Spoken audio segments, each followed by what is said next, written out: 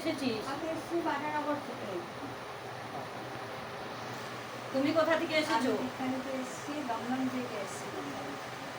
এই মন্দিরে আগে এসেছিলিস? হ্যাঁ, মা বাবার কাছে কি উপকার পেয়েছিস? অনেক উপকার পেয়েছি। বল। আমার দিদি মেয়ে ভালো হয়ে গেছে, যেটা প্রবলেম হয়েছিল ভালো হয়ে গেছে। আচ্ছা, তারপরে আমার বাবার শরীর ভালো হয়েছে, বাড়ির অনেকটা সমস্যা মিটেছে। তুমি? আমি মায়ের কাছে এসে আমার শরীর অনেক সুস্থ হয়ে গেছে, ভালো হয়ে গেছে। আমার মাও সুস্থ আছে, ভালো আছে। আর আমাদের অনেক উপকার হয়েছে।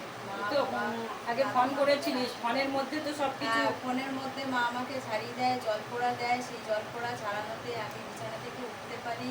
উঠে সেই জলপোড়া খেয়ে খেয়ে ট্রেনের মাধ্যমে আমি এখানে পৌঁছেছি। পৌঁছানোর পর এখানে আরও জলপোড়া দেয়, মা বস্তু দেয়, সেই সাহায্যে আমি আরও উঠে দাঁড়িয়েছি। এখন একদম ফিট আছি, আমার মাও ভালো আছে। এমনকি আমাদের পেটে খারাপ জিনিস ছিল সেইগুলো বেরিয়ে গেছে। এখন আমার গ্যাস, আমাশা, শরীর সব কিছু ঠিক আছে। আমার মাও সুস্থ আছে, ভালো আছে। আমাদের ঘরও ভালো আছে। সবই মা তারা, মা ভোলানাথ, রাধা মাধব, গুরু মা গুরু বাবার আশীর্বাদে আমরা আরও যাতে ভালো থাকি, সুস্থ থাকি, মঙ্গল করো তোমরা। জয় বাবা ভোলেনাথ, জয় মা তারা। সবাইকে আশীর্বাদ ও সারা পৃথিবীর মানুষকে আশীর্বাদ করো। সবাই ভালো থাকুক, সবাইকে আশীর্বাদ করো।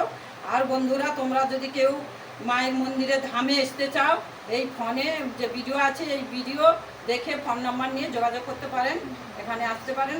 সব সমস্যা সমাধানের ব্যবস্থা আছে এখানে। জয় জয় মা তারা মা, জয় জয় বাবা ভোলেনাথ।